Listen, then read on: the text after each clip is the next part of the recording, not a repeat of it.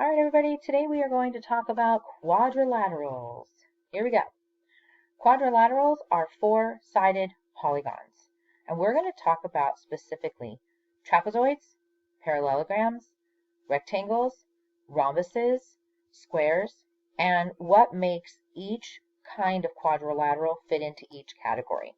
Let's start with trapezoids. You're looking at three trapezoids. And what makes a trapezoid is that it only has one set of parallel sides. And here's what I mean. The top and the bottom run the same way, but the sides angle in towards each other. Right? Same thing with this one, only this time the bottom or the side and the side are going the same way, but the top and the bottom are angling in towards each other. Same thing here. This side and this side are parallel. They're going the same way, but the top and the bottom are angling in towards each other. If this was a train track, this side and this side would eventually crash. So that's what makes a trapezoid a trapezoid. They have a parallel top and bottom, but the sides aren't. Or they have a parallel side, but the top and bottom aren't. All right, so that's what makes a trapezoid a trapezoid. So we've got them over here now, nice and orderly. Now let's talk about parallelograms. Parallelograms are different from trapezoids because they have two sets of parallel sides. That means their top and bottom go the same way and their sides go the same way. Think about train tracks. If the top and the bottom were train tracks, they would constantly be going the same way and they're not going to run into each other. Same thing with the sides. This side and this side are going the same way. They're not going in towards each other. They're going the same direction. Same thing here. Top and bottom go the same direction, and the sides go the same direction. Same thing here. The top and the bottom go the same direction, and the sides go the same direction. And the same thing here. Top and bottom go the same direction, and the sides go the same direction. Now you might be thinking, Mrs. Knight, that's a square. Mrs. Knight, that's a rectangle. And you're right. You are absolutely right. They are also parallelograms because they follow this rule. Two sets of parallel sides. So let's put them all nice and neat right here. Now let's talk about rectangles. A rectangle, you're right, it is a parallelogram, but it's a special kind of parallelogram. It has two sets of parallel sides, just like my parallelograms did, but it also has to have four right angles. So take a look. I've got top and bottom parallel, side and side parallel, but look, it's all nice and straight, and I have right angles. My corners are nice and straight. None of this squished over business you see going on here and here. Nice and straight. These are rectangles. So rectangles are parallelograms that are nice and straight. Now you might be saying, Mrs. Knight, this is a square. And you're right. Mind blown, people. A square is a rectangle because it follows these rules. Two sets of parallel sides and four right angles. So in kindergarten you learned this is a square, this is a rectangle. Believe it or not, a square is a rectangle. True. Let's get those over here nice and orderly. Now let's talk about rhombuses. Rhombuses have two sets of parallel sides, just like rectangles, just like parallelograms, except that they should have four sides that are the same length. So let's take a look at these. This is a rhombus because it has parallel sides and the sides are all the same length. This is a rhombus because it has parallel top and bottom, parallel side to side, and the sides are the same length.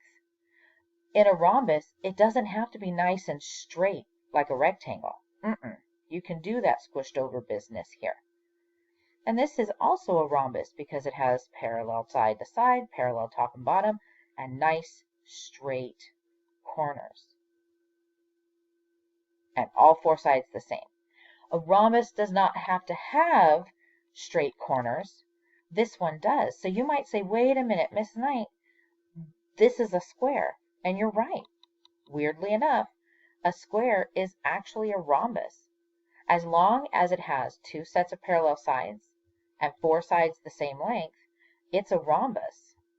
So let's get that all nice and neat. These are our rhombuses, which leaves us 2 squares. These are squares. In order for a square to be a square, you have to follow 3 different rules. 2 sets of parallel sides, just like the rhombus, just like the rectangle, just like the parallelogram. 4 right angles, just like the rectangle. And all sides the same length, just like the rhombus. This is our square. It does all of it. It follows the rhombus rules, it follows the rectangle rules, and it follows the parallelogram rules. So the square follows these 3 rules. The only thing that kind of doesn't follow pretty much any rules except its own is our trapezoid. He's got his own set of rules. So let's organize that. Quadrilaterals, trapezoids, parallelograms, rectangles, rhombuses, and squares. Now, let's organize them a little bit differently. I've taken all of our quadrilaterals, and I've taken one of each, and I've stuck them inside this circle. These are all quadrilaterals. Looking at my quadrilaterals, though, I can see that this group right here, these are also parallelograms. This guy, the trapezoid, is not. He's on his own. He follows his own set of rules.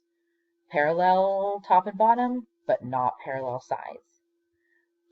These shapes right here, they all follow the parallelogram rules. Parallel top and bottom, and parallel side and side.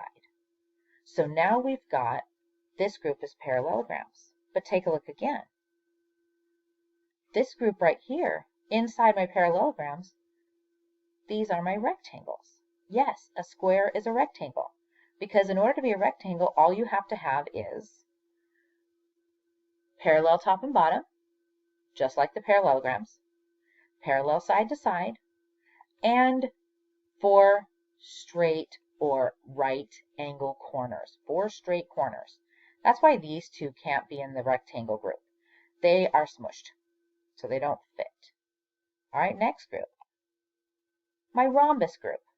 To be a rhombus, all you need are to follow the parallelogram rules. And my parallelogram rules are parallel top and bottom and parallel side to side. And you have to have 4 sides the same length. That's why this guy is not inside the blue circle. He's outside. His sides are not all the same length. So just these 2 fit. These are my rhombuses. And then finally, my square. In order to be a square, you have to follow all the rules. Quadrilateral rules, 4 sides. Parallelogram rules, parallel top and bottom, parallel side to side.